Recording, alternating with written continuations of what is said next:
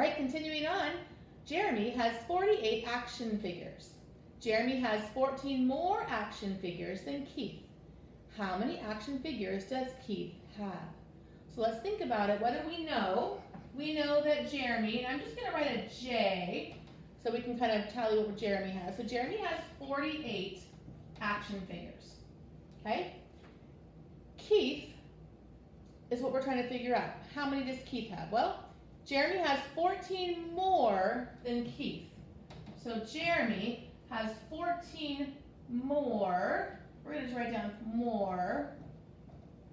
14 more than Keith. So what you need to ask yourself is, who has more, Jeremy or Keith? Well, it tells us that Jeremy has 14 more than Keith. So Jeremy's going to have the higher number. Keith is going to have a lower number than 48. So think about that. Are you going to add? Are you going to subtract? If you're trying to get a lower number than 48, will you add or will you subtract? So think about that. And then tell me, how many action figures does Keith have? So remember, he has 14 more than Keith, which if you turn it around means that Keith has 14 less than Jeremy. Okay, that might work a little bit better.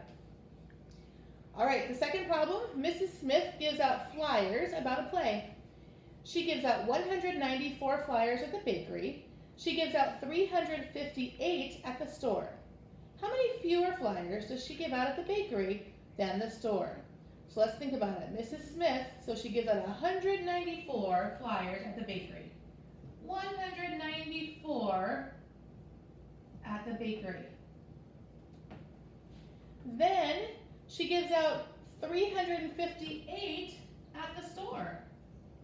She's definitely giving out a lot of flyers. So the question is, how many fewer, so how many less does she give out at the bakery than the store?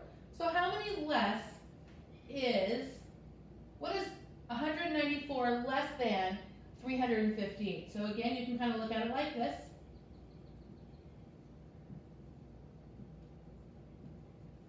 Okay, think about it.